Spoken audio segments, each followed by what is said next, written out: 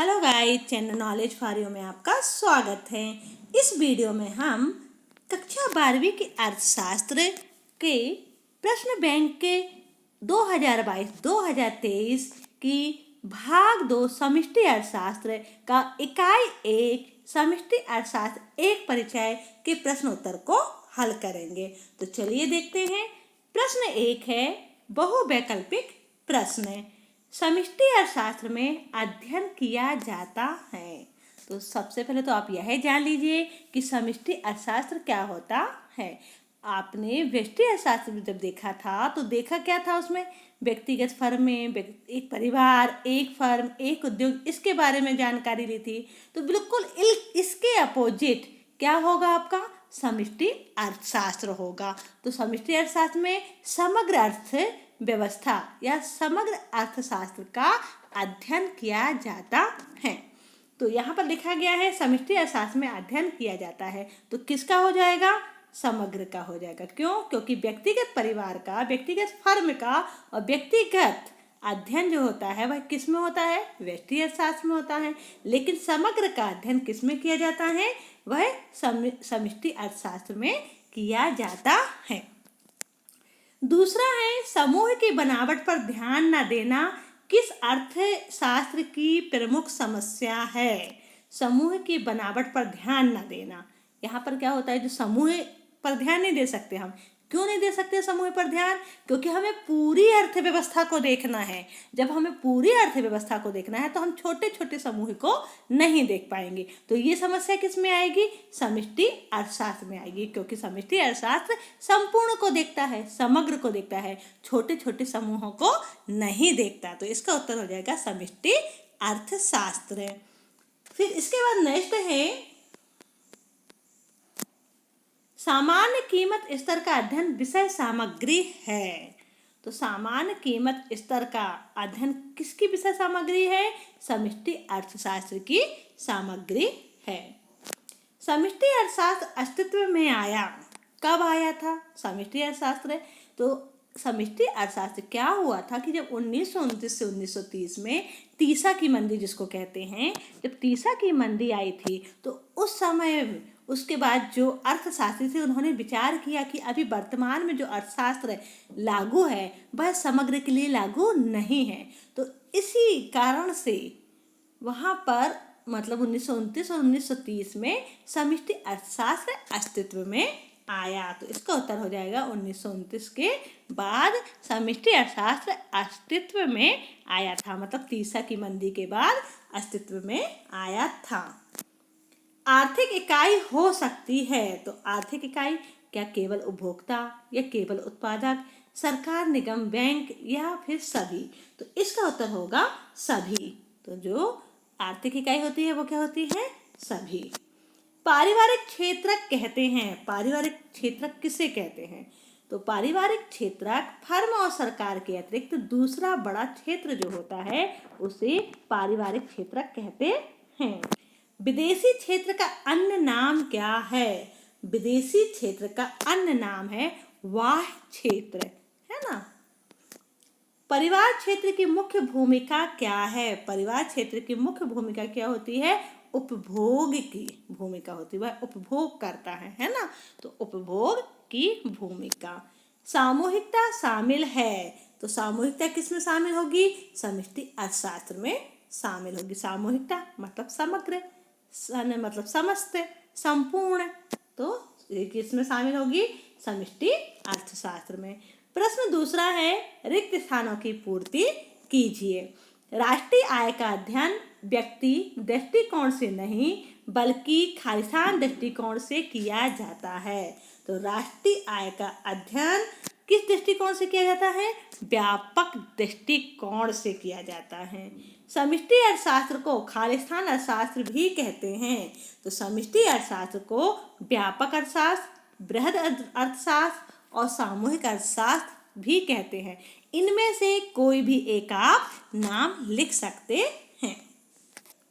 समग्र के समूह या इकाइयों में परस्पर खालिस्तान पाई जाती है। तो समग्र के समूह या इकाई में विजातीयता पाई जाती है, मतलब समरूपता नहीं होती, अलग अलग होते हैं, है ना। जो समग्र के जो समूह या इकाई होते हैं उनमें अलग अलग होती हैं, वो एक जैसी नहीं होती हैं, इसलिए उसे विजातीयता कहते हैं।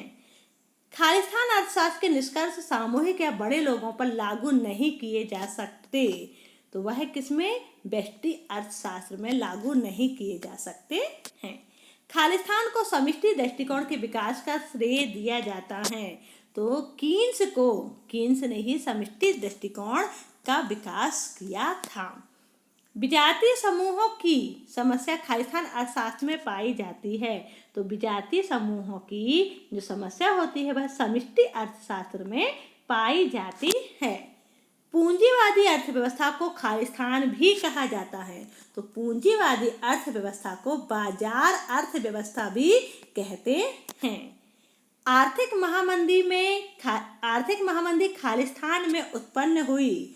आर्थिक महामंदी 1929 से 1930 के बीच में शुरू हुई थी। इसी को तीसा की मंदी भी कहा जाता है।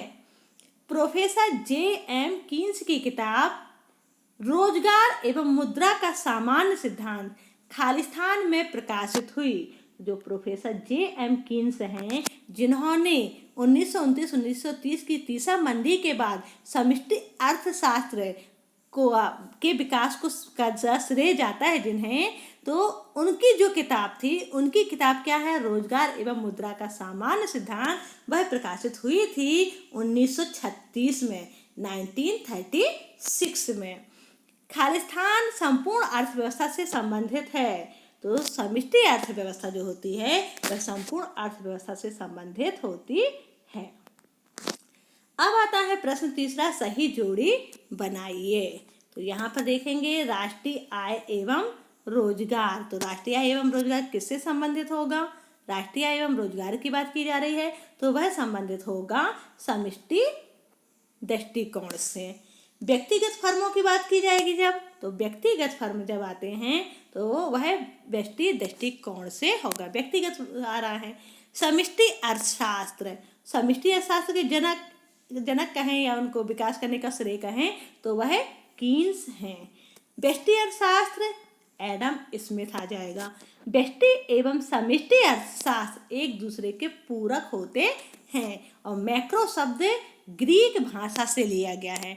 इसमें आपकी जो है ना सही जोड़ी बनाने के लिए कहा गया है, तो उसमें लिखा हुआ है कि अंग्रेजी भाषा से लिया गया है। अगर परीक्षा में आपसे अंग्रेजी भाषा बोल दिया जाए तो वहाँ अंग्रेजी भाषा भी लिख दीजिए, लेकिन जो वास्तविकता है रियल में वह ग्रीक भाषा से लिया गया था। ये सही है, ठीक है। इंग्लिश भाषा से नहीं बल्कि ग्रीक भाषा से लिया गया था। मैक्रो शब्द किस अर्थशास्त्र से संबंधित है? मैक्रो मतलब सूक्ष्म, और सूक्ष्म अर्थशास्त्र किसे कहते हैं? माइक्रो यानी सूक्ष्म होता है ना। तो मैक्रो जो होता है वह समष्टि अर्थशास्त्र होता है। यहाँ पर मैक्रो शब्द पूछा है। मैक्रो मतलब समष्टि अर्थशास्त्र, और माइक्रो मतलब सूक्ष्म यानी कि व्यष्टि अर्थशास्त्र। समष्टि अर्थशास्त्र का एक दोष लिखिए। तो यहाँ पर हम आपको 2 दोष बता दे रहे हैं, जिनमें से आप कोई भी एक दोष लिख सकते हैं। तो पहला दोष है दोष यानी कि सीमा, है ना। सीमा अगर आए तो सीमा भी लिख दें, दोष आए तो दोष लिख दें, तो वही चीज़ कहलाती है। तो पहला है विजातीय समूहों की समस्या, और दूसरा है समूह की बनावट पर ध्यान ना देना। ये इसके दोष हो गए या सीमा हो गई, इनमें से कोई भी एक लिख सकते हैं। समष्टि अर्थशास्त्र कब अस्तित्व में आया? तो समष्टि अर्थशास्त्र 1929 से 1930 के बीच में अस्तित्व में आया था। व्यापार चक्रों का अध्ययन किस अर्थशास्त्र में किया जाता है? तो व्यापार चक्रों का अध्ययन समष्टि अर्थशास्त्र में किया जाता है। राष्ट्रीय स्तर पर या बड़े समूहों की समस्या को हल करने में कौन सा अर्थशास्त्र उपयुक्त है? तो समष्टि अर्थशास्त्र उपयुक्त है। व्यष्टि और समष्टि अर्थशास्त्र का एक दूसरे से क्या संबंध है? तो दोनों में परस्पर घनिष्ठ संबंध है, दोनों एक दूसरों के पूरक हैं। आधुनिक अर्थशास्त्र का जनक किसे कहा जाता है या माना जाता है? तो आधुनिक अर्थशास्त्र का जनक एडम स्मिथ को माना जाता है। आर्थिक एजेंट किसे कहते हैं? तो आर्थिक एजेंट किसी भी व्यक्ति, मतलब कोई भी ऐसा व्यक्ति या कोई संस्था या संस्थाओं का जो समूह होता है, तो जो किसी अर्थव्यवस्था के भीतर या उसके अंदर किसी तरह का निर्णय लेते हैं, तो उन्हें क्या कहा जाता है? आर्थिक एजेंट कहा जाता है। मतलब कोई भी व्यक्ति हो गया, संस्था हो गई, संस्थाएं या उनके समूह हैं, तो वह कोई भी निर्णय ले रहे हैं कि हमको ये करना है, उत्पादन करना है, उपभोग करना है, विनिमय करना है, वितरण करना, मतलब किसी भी तरीके से वह निर्णय ले रहे हैं, किसमें? अर्थव्यवस्था में, तो उन्हें क्या कहा जाएगा? आर्थिक एजेंट कहा जाएगा। मजदूरी की दर किसे कहते हैं? श्रम का क्रय विक्रय, जो श्रम होता है, मतलब जो श्रमिक होते हैं ना, देखिए एक उत्पादक क्या करता है? वस्तु का उत्पादन करना है, तो वो किसकी डिमांड करेगा? श्रमिक की डिमांड करेगा, ठीक है ना। और एक जो श्रमिक होता है, क्योंकि उसको कार्य चाहिए, पैसा चाहिए, है ना, तो वो क्या करेगा? उसकी एक उत्पादक ने क्या क्या बना? डिमांड की, मतलब मांग की है, और एक श्रमिक उसकी पूर्ति करेगा, ठीक। तो श्रम का क्रय विक्रय, मतलब जो मांग और पूर्ति कह सकते हैं इसको। तो क्रय विक्रय जिस दर पर किया जाता है उसे मजदूरी की दर कहते हैं। प्रश्न 5वां है, सही अथवा गलत बताइए। बेरोजगारी का विश्लेषण व्यष्टि अर्थशास्त्र से संबंधित है। तो बेरोजगारी का विश्लेषण व्यष्टि अर्थशास्त्र से नहीं बल्कि समष्टि अर्थशास्त्र से संबंधित है। तो यहाँ पर बोला गया है व्यष्टि अर्थशास्त्र, तो इसलिए ये क्या हो जाएगा? असत्य हो जाएगा। किसी वस्तु का मूल्य निर्धारण व्यष्टि अर्थशास्त्र के अध्ययन का विषय है, तो यह सत्य है। सूक्ष्म अध्ययन समष्टि अर्थशास्त्र से संबंधित है, तो सूक्ष्म अध्ययन व्यष्टि अर्थशास्त्र से संबंधित होता है, समष्टि अर्थशास्त्र से संबंधित नहीं होता, तो यह क्या हो जाएगा? असत्य हो जाएगा। व्यष्टि और समष्टि अर्थशास्त्र एक दूसरे के प्रतियोगी होते हैं? बिल्कुल नहीं, बल्कि कैसे होते हैं? पूरक होते हैं, तो यह भी असत्य है।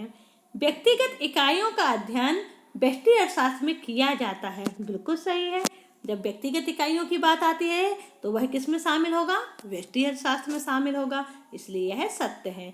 विजातीय समूहों की समस्या व्यष्टि अर्थशास्त्र में पाई जाती है?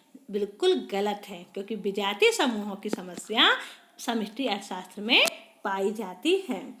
किसी फर्म का उत्पादन एक समष्टि चर नहीं है, तो समष्टि चर होता है, इसलिए है असत्य है।